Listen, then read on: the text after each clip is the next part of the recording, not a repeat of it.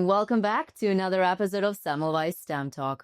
Today, I'm very happy to be joined by Dr. Réka Geambașu, who is a sociologist and researcher affiliated with Babeș-Bolyai University and the Ötös Loránd University Center for Economic and Regional Studies. Réka's work explores gender inequality in everyday life and in the workplace, especially how care, housework, and paid labor are shared in families, and what that means for women's opportunities and well-being. In a more recent project, she looked at the challenges faced by female students across science, technology, engineering, arts, and mathematics. So today, we'll dig into what's behind these challenges and what needs to change so that talent, not gender, leads the way. Hi, Réka. Thank you very much for joining us here today. And shall we start at the beginning? How did you get into your field? Is there a story behind it? First of all, I would like to thank for the invitation. Thank you for the invitation. It's great to be here. I can even see that although the podcast is entitled STEMtalk, there is a book of sociology. So I feel very homey here. Well, there are many stories. I don't have that very straightforward story of me wanting to be a sociologist when starting to walk or first starting to speak. It was, first of all, my choice for this field, for the larger field, was somehow an act of resistance because I was the very straight A student in high school. In a class which had a very human profile, by which I mean we studied languages and less of mathematics and STEM. So as a very good student, I was somehow expected, or we, the good students, were expected to pursue careers which have very high prestige. Such as lawyers and linguists and teachers. At the time, being a teacher, being a language teacher was regarded as something with high prestige. But I knew that these were not for me. However, I didn't know what I really wanted to be. So I mistook sociology for social work, and I was in my face when I was really keen on helping people. So I knew it was not medicine because that was a bit too late for that. I wasn't very well prepared in biology and all the other subjects, but social work seemed like something that was for me. So I applied for sociology instead of social work, and then there I realized after 1 or 2 years that this was really the place for me because it provided explanations and contexts for social phenomena that could explain and approach social phenomena both on the individual and on the social structural level. And this movement between the individual and the social level seemed very eye-opening for me. And did you feel like you have to fight for your right to go and study this because you said the others were expected to, pursue some other careers and you decided to choose this? Did you feel any kind of resistance within your family towards that choice? No, not at all. Not at all. My mother was, and my family were among the people who had no idea what this subject was about. So we often laugh with my colleagues that I even have a colleague who often quotes or says that unfortunately his grandfather had to die before he really learned what sociology was about. So this is a very common experience that our families do not really have the understanding of what our domain is about. However, this did not end in a reluctance on their behalf. So there was no hostility. They were more or less worried because every parent expects their child to pursue something that will provide them with some livelihood. Right. And I could fully go with this argument and this point of view. However, I was confident that at one point I will find my niche where I could make myself useful and possibly earn a living. And you mentioned that after a few years doing your degree, you realized that that's really the place for you. Yes. And now, after years of working in the field, what would you say are your favorite things about it? This is a very good question, and I would tend to ask you back how much time do we have for that, because that's just a joke.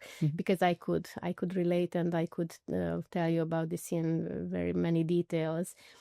I guess sociology has lost some of its magic in public view and in the public eye, because nowadays public discourses are very much centered around psychological explanations. So whenever you enter a bookstore, 2/3 of the books are somehow related to real psychology or just public psychology that is on the border of real science, in my view at least.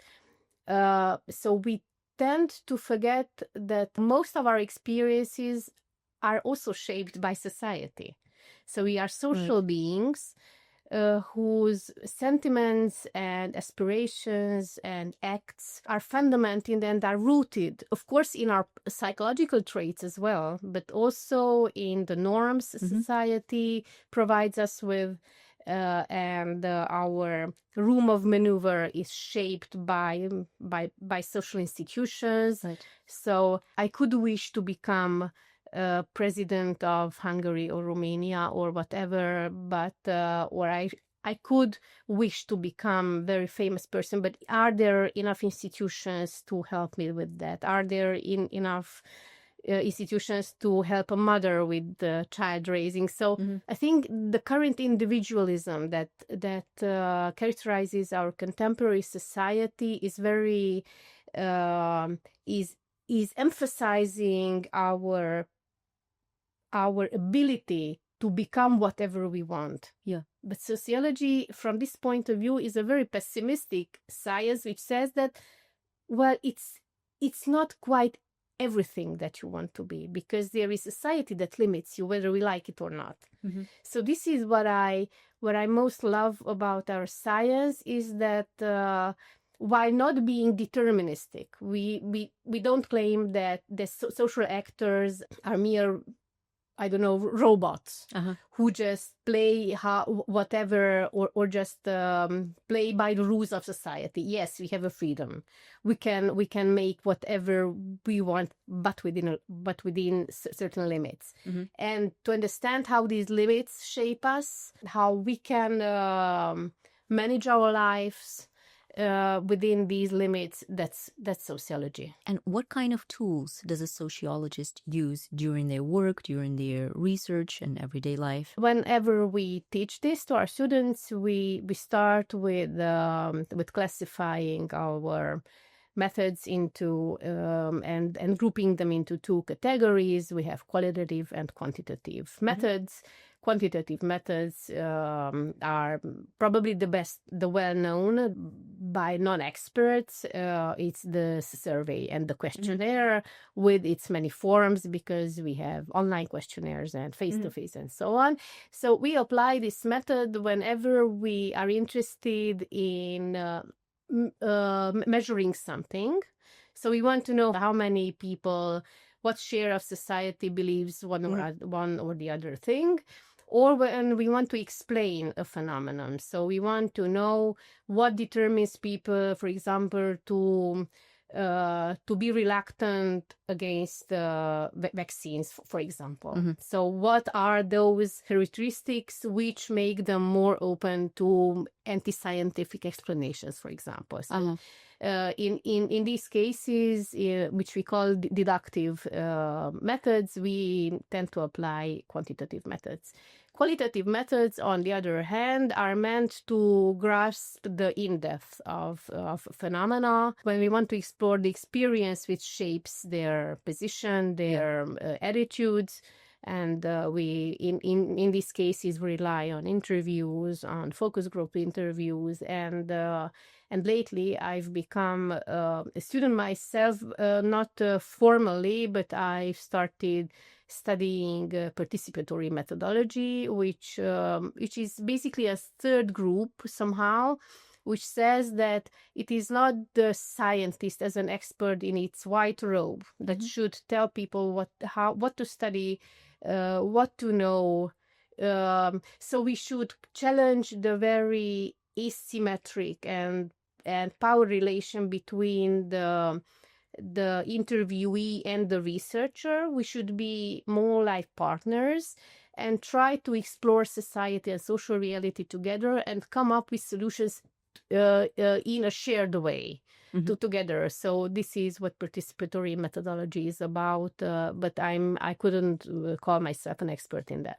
That's very interesting. You know, what's you're describing right now, there's also this tendency now, at least in the Western countries, in the medical relationship between the doctor and the patient. There's also this move to try to establish that kind of relationship that's not paternalistic, but where you try to have a partnership between the two parties. So that's very interesting, the relationship, you know, how it's happening across different fields, it seems. Yes, especially if I may add something, we've seen many social policies not being effective. So whenever, and I assume we will be talking about our project regarding girls and young women in STEM, we can see many attempts to somehow level the field between men and women in STEM fields, but they don't really seem to be working.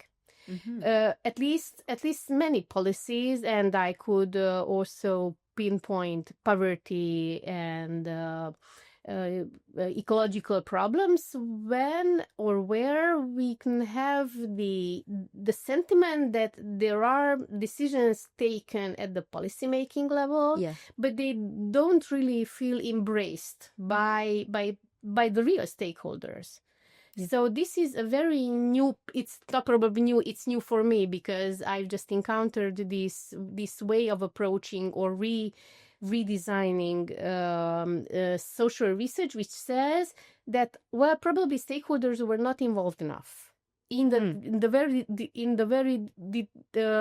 decision making, the policy making. So we should probably involve them more and come up and co-create policies, because they would be embraced and followed much more willingly. Right. By that makes a lot of sense. Yeah. And actually, what is the focus? What is the theme of the work that you do? Well, actually, as many of my colleagues in social science and probably in many scientific fields, there are many streams of research that I'm involved in and I'm engaged in. My larger field of study concerns gender and work. These are the buzzwords I could claim or I could stress at the beginning.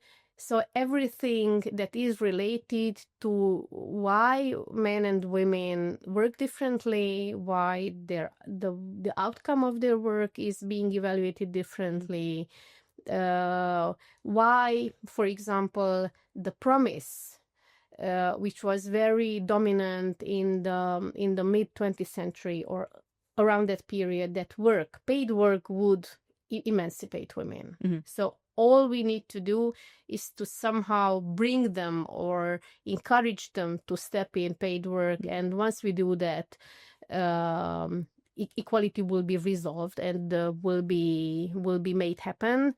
We can see that happening.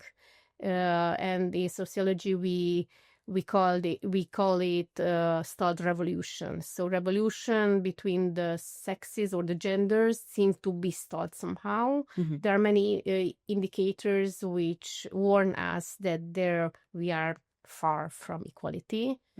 So all my studies somehow revolve around this topic to understand why is revolution being stalled, what stalls it, and what the directions are in which we should head to to somehow explore to explore it, to understand it, and to make steps forward.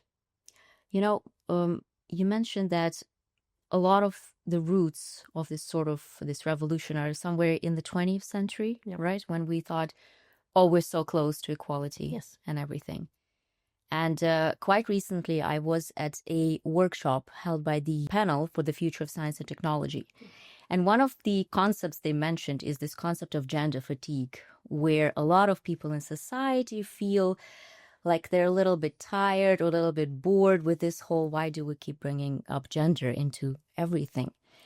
And my question to you is, why is it that we still have to and need to keep bringing the question of gender into so many things like work, life in general, and other things?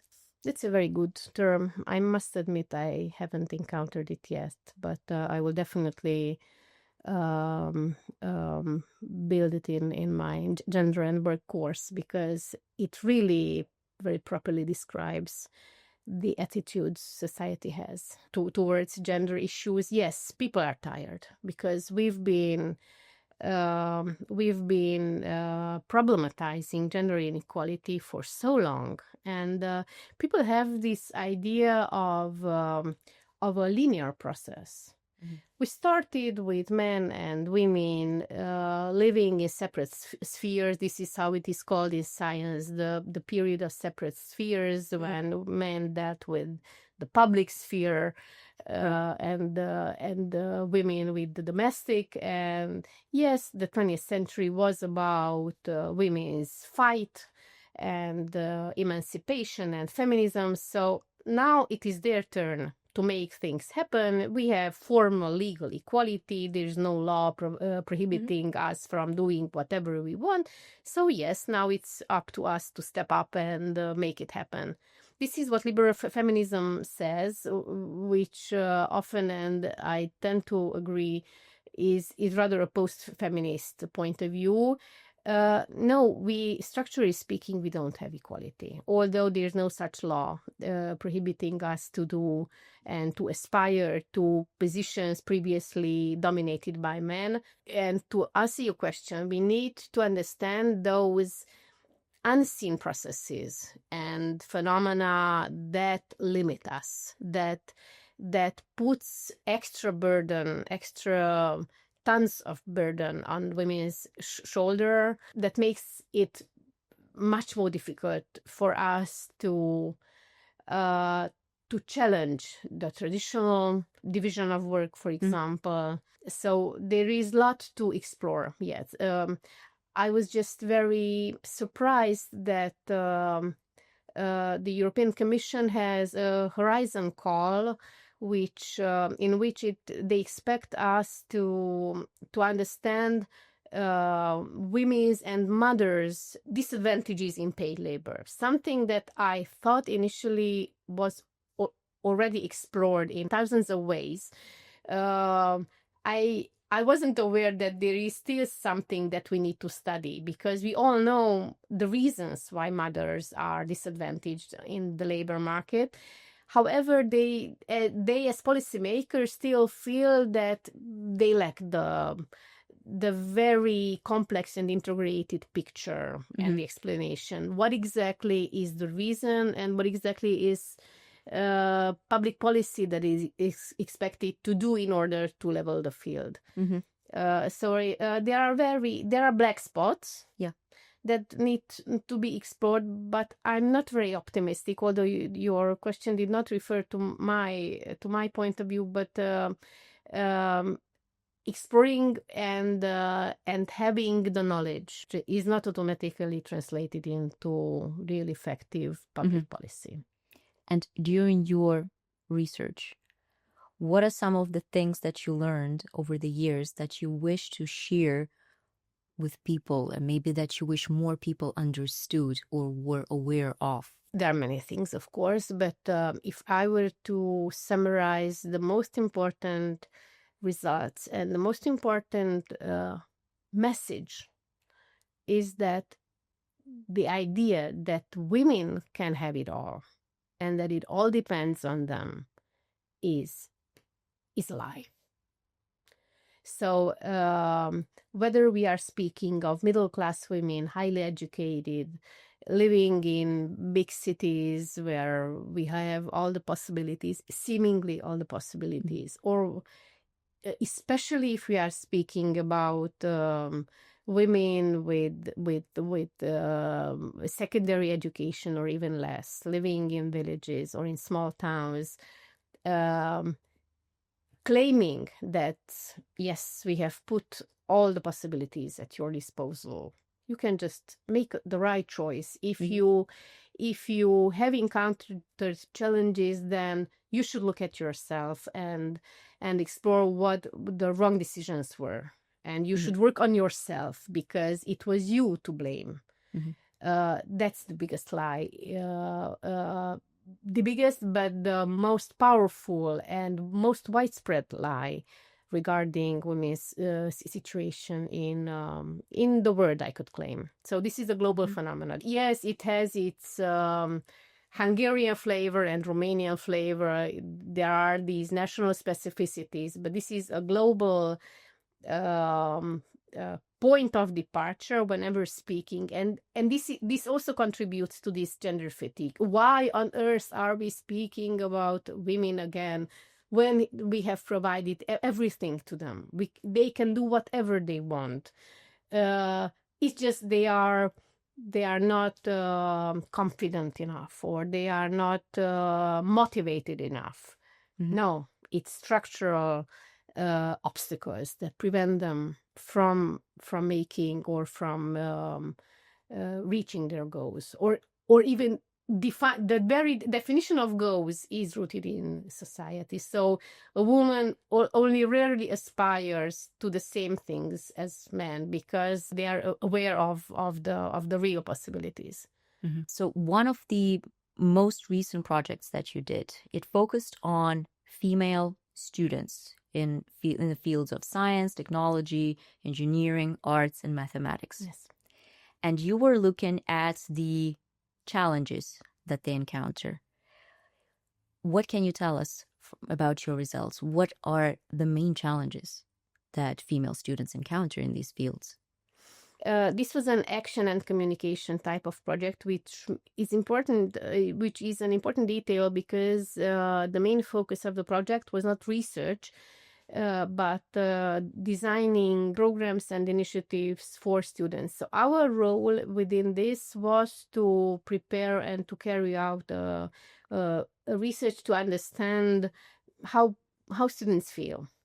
Once they started their studies, either on the BSc or the MSc or PhD level, to try to collect their experience, their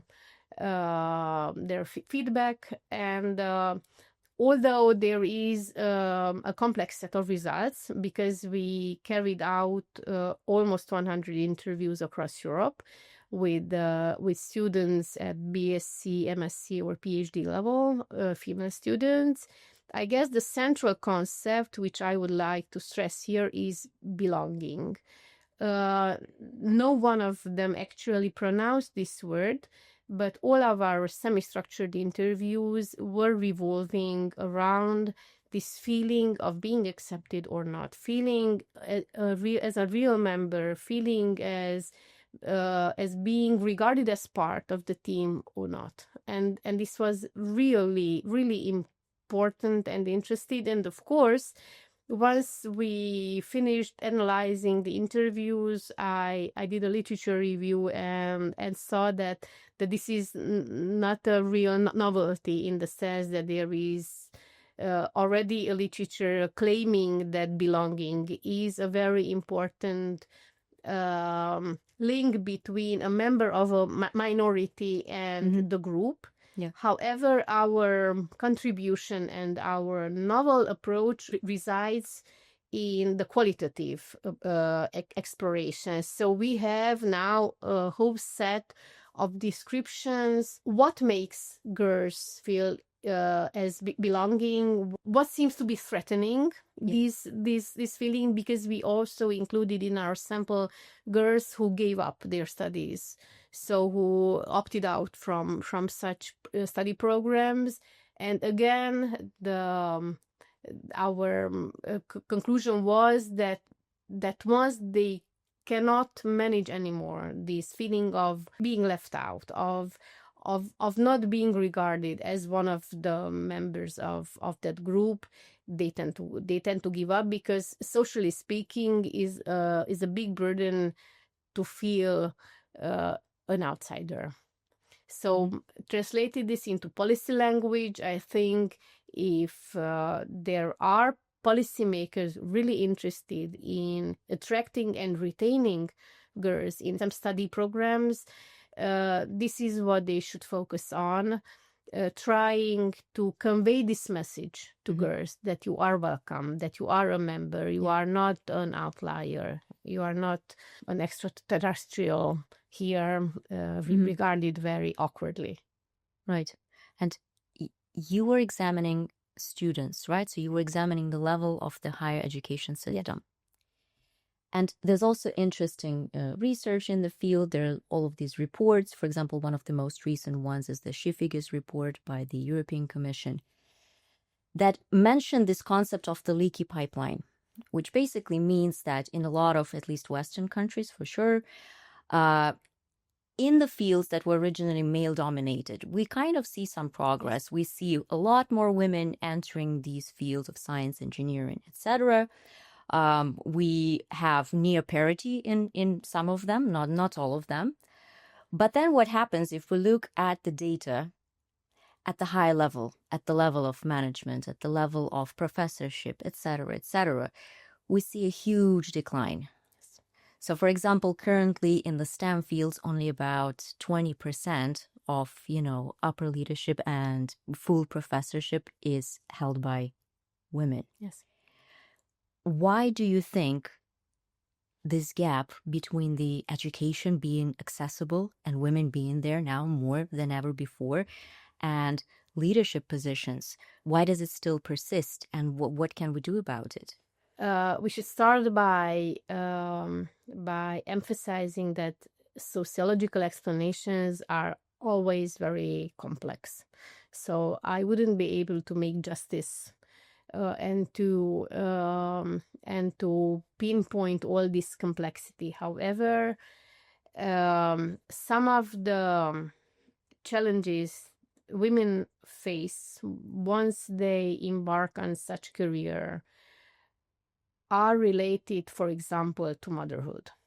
Of course, not every woman will become a mother eventually. So, of course, this is very important. I'm not adopting this essentialist view that there is an equation, or there is that all women should become mothers. This is not by far what I would like to suggest. However, I guess the most widespread explanation is that the period when men tend to rise on their career coincides with women starting a family.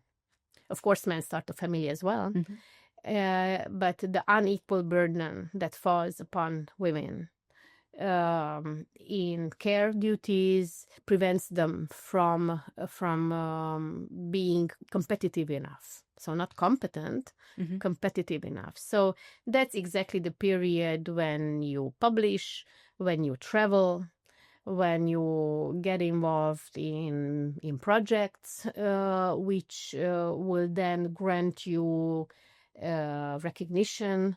And although there are several policies and several institutional level attempts to somehow equalize the field, by example, once women come back from their parental leave, then they are granted 1 year when they are not supposed to teach, so that they can catch up in publishing. But for example, research says that in citation statistics, so how many people will cite them, they will never catch up. So the very decision of having children in a field that is very competitive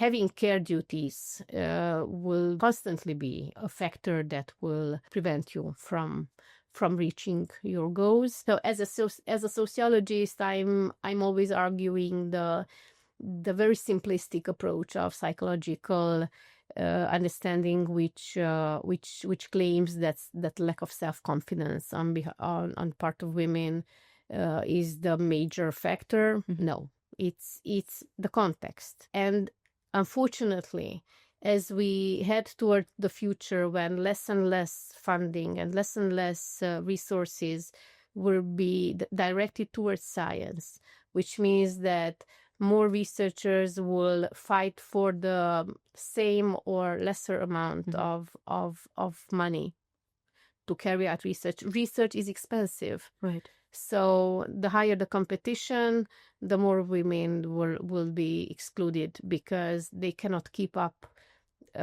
with a much larger burden of care work, whether it's directed to their children or to their elderly. Mm-hmm. We often see women taking care of their husbands' parents because that falls upon their shoulder as well. We could claim that this is a matter of choice. No, it's not a matter of choice. It's a matter of society, which on the one hand conveys a message that the norm is for you to be responsible, a responsible woman, and on the other hand, the lack of institutions to help out in time of need. The process and the way the world seems to be looking at the moment doesn't really give us hope in this respect.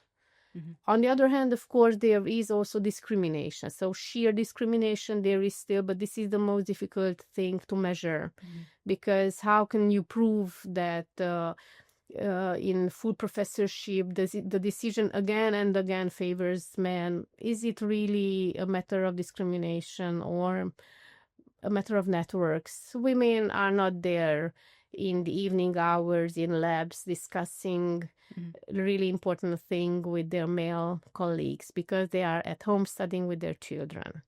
So should we not improve public education as society? We will again put an extra burden on women's shoulder. You need to be there at home with your child to study with them, because otherwise they will fail, and this will be your responsibility as a mother. It will be your failure. So I can pinpoint to many mechanisms through which women do not really have the equal chance. But the very social perspective is, and the social consensus is that not again the women. There is equality. Just step up for yourself. And what do you think we can do about any of this as a society?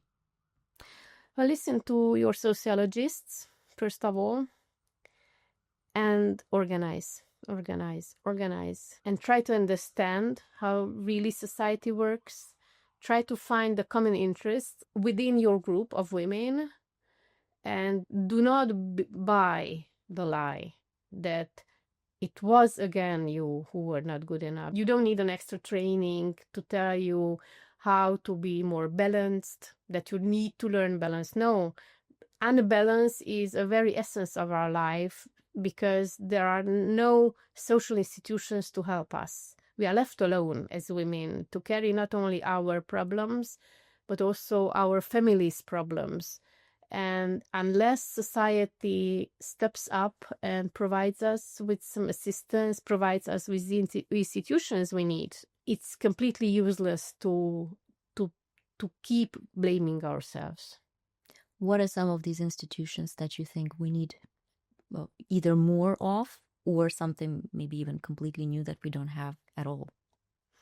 Well, we don't need to invent the wheel. You should look at the 70s and the 80s of the Scandinavian society. I'm not claiming there was real equality there. Of course, the indicators were mixed, but the very fact that care needs were socialized. Do not get frightened. I'm not claiming that socialism is the thing that we, although we could learn things from the idea. So care needs are shared needs.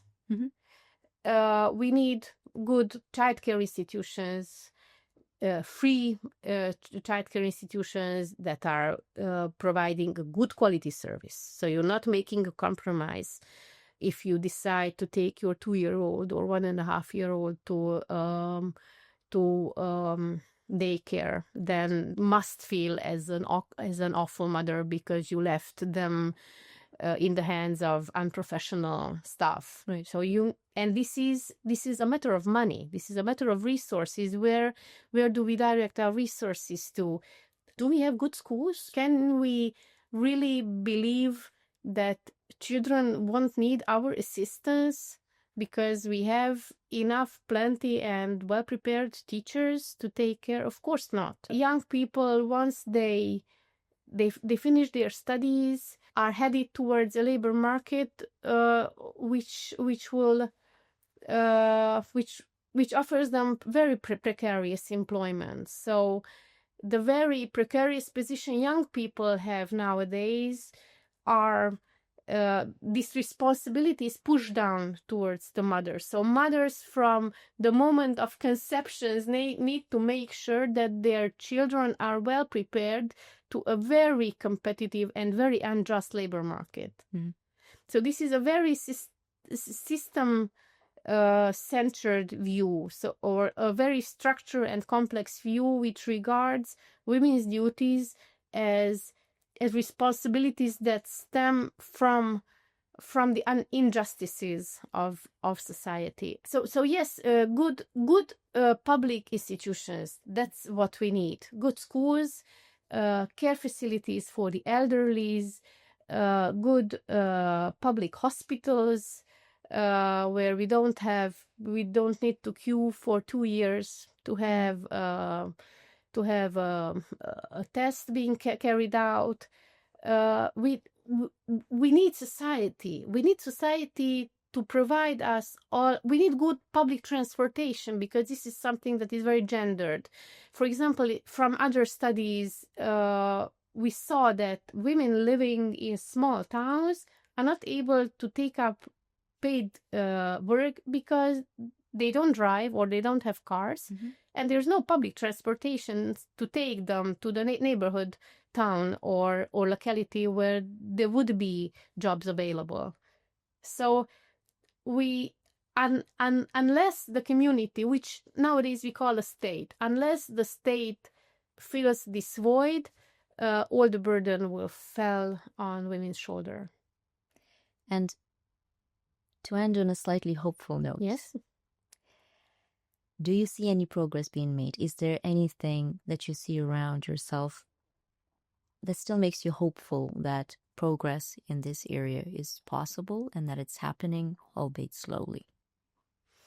As you could probably tell, I spend a fair amount of time thinking about these. I'm also involved in several groups that we try to problematize all these. So I'm not only carrying out my research in the ivory tower of science, and I think that small communities organizing themselves and putting their problems on the table of decision makers and being very pushy and being very, very unfrightened and trying to defend their own interests are the only way of challenging the status quo today. Thank you very much for sharing your experiences from a very new perspective for this podcast. I really appreciate your honesty, and I wish you all the best in the work that you're doing, because I truly believe that it's very important and very meaningful work that will push us forward as a society.